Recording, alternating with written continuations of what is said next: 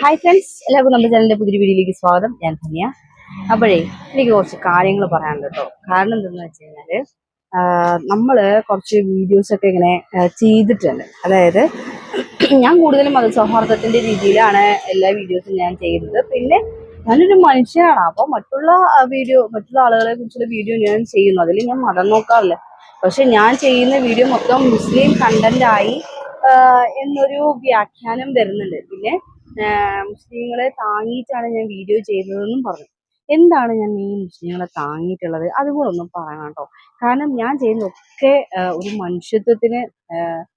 മനുഷ്യത്വം നിറഞ്ഞ കുറച്ച് കാര്യങ്ങളാണ്. ഒരു ഉസ്താദ് ആക്സിഡന്റിൽ മരിച്ചു, അതിനെക്കുറിച്ചൊരു വീഡിയോ ചെയ്തു. പിന്നെ ആ ഒരു കുടുംബത്തിലെ കുട്ടികള് അഞ്ച് കുട്ടികൾ തന്നെയല്ലേ കുളിക്കാൻ ഇറങ്ങിയിട്ട് അവര് കുളത്തിൽ വീണ് മരിച്ചു. അതൊരു വീഡിയോ ചെയ്തു. പിന്നെ താനൂര് ബോട്ട് അപകടം നടന്നിട്ടുണ്ടായിരുന്നു. അത് മൊത്തം മുസ്ലിംസ് ആണ്. അത് ഞാൻ എന്ത് പഴച്ചു? അത് ഞാൻ ഒരു മനുഷ്യൻ എന്ന നിലയ്ക്കാണ് ഞാൻ ആ വീഡിയോ ഒക്കെ ചെയ്യാൻ പോയത് കേട്ടോ.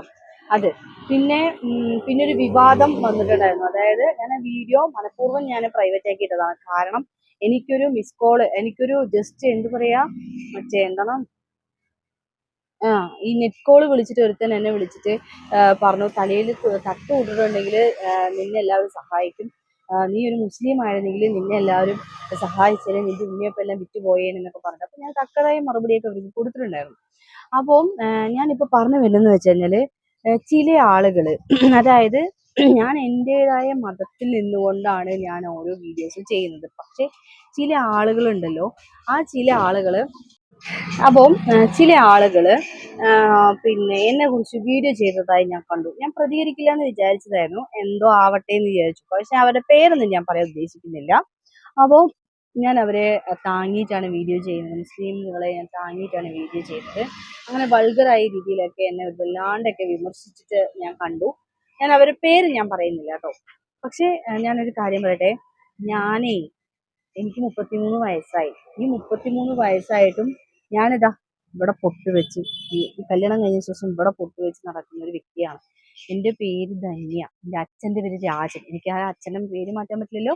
പിന്നെ ഞാൻ ഇപ്പോഴും എൻ്റെ മതത്തിൽ വിശ്വസിച്ച് എൻ്റെ മതത്തെ റെസ്പെക്റ്റ് ചെയ്ത് എന്നിട്ട് ആദ്യം എൻ്റെ മതത്തിനെ ഞാൻ റെസ്പെക്റ്റ് ചെയ്ത് പിന്നെ സ്നേഹിക്കാൻ പഠിക്കണം. എന്നാലേ മറ്റുള്ള മതങ്ങളെ നമ്മൾ റെസ്പെക്റ്റ് ചെയ്യാൻ പഠിക്കുള്ളൂ, അല്ലെങ്കിൽ റെസ്പെക്റ്റ് ചെയ്യാൻ കഴിയുള്ളൂ. ഇതങ്ങനെയല്ല. ഇത് അവനവൻ്റെ മതത്തിനെ തന്നെ തള്ളി പറഞ്ഞു, കുറ്റം പറഞ്ഞും പിന്നെ എന്താ പറയാ, അങ്ങനെയൊക്കെ പറയുന്ന കുറച്ച് പേരുണ്ട്. അവരാണ് ഇങ്ങനെയുള്ള വീഡിയോസ് ഒക്കെ ചെയ്യുന്നത് കേട്ടോ. അപ്പം എന്തായാലും എനിക്ക് കുഴപ്പമൊന്നുമില്ല. നിങ്ങളൊക്കെ കൂടി എന്നെ വൈറലാക്കിയപ്പോൾ എനിക്ക് ഭയങ്കര സന്തോഷമായി. എന്തായാലും ഇനിയും ഞാൻ അങ്ങനെയുള്ള വീഡിയോസ് ഞാൻ ഇനിയും ചെയ്യും. പിന്നെ നിങ്ങളൊക്കെ ജനിച്ചതും നിങ്ങളുടെയൊക്കെ പേര് എന്താണെന്ന് അറിയാലോ അല്ലേ. അപ്പോൾ നിങ്ങളുടെ പിന്നെ അച്ഛനും അമ്മയും അവരുടെ പേര് നിങ്ങൾക്ക് മാറ്റാൻ പറ്റില്ലല്ലോ.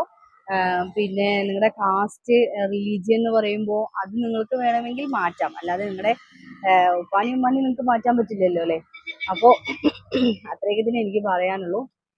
പിന്നെ കുട്ടികൾക്ക് അറിവ് കൊടുക്കേണ്ട ആ ഒരാളാണ്. ആ ആളുടെ നാവിൽ തന്നെ ഇങ്ങനെ പുളിച്ച വൃത്തികെട്ട വാക്കുകളൊക്കെ വരുമ്പോൾ അതൊക്കെ കുട്ടികൾ അപ്പം എന്തുമാത്രം കുട്ടികളെ പഠിപ്പിക്കുക, ആ കുട്ടികളെ എന്താ പറയാ, പഠിപ്പിക്കാൻ വിടുമ്പോൾ അല്ലെങ്കിൽ ആ ആളുടെ അടുത്ത് പഠിപ്പിക്കാൻ വിടുമ്പോൾ ഒന്ന് ശ്രദ്ധിക്കണം കേട്ടോ. കാരണം വർഗീയത ഉണ്ടാക്കുന്ന ഒരു കൂട്ടം ആളുകളുണ്ട് നമ്മുടെ സമൂഹത്തിൽ.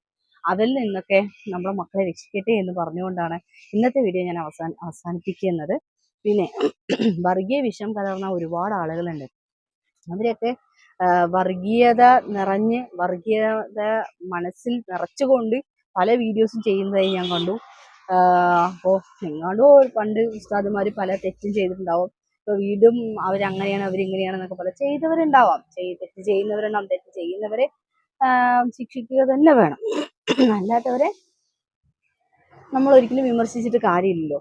പിന്നെ ഞാനിടുന്ന വീഡിയോസൊക്കെ മറ്റുള്ളവരെ കുറ്റം പറയാതെയും നല്ലത് പറഞ്ഞിട്ടും ചാരിറ്റി ആയിട്ടും ഒക്കെയാണ് ഞാൻ വീഡിയോ ചെയ്യുന്നത്. അപ്പോൾ അതുപോലെയൊക്കെ നിങ്ങളും ഒരു 10 വീഡിയോ ചെയ്താൽ മതി എന്ന് എനിക്ക് പറയാനുള്ളൂ കേട്ടോ. കാരണം ഞാൻ ചെയ്യുന്ന വീഡിയോ എനിക്ക് സാറ്റിസ്ഫൈഡ് ആണ്.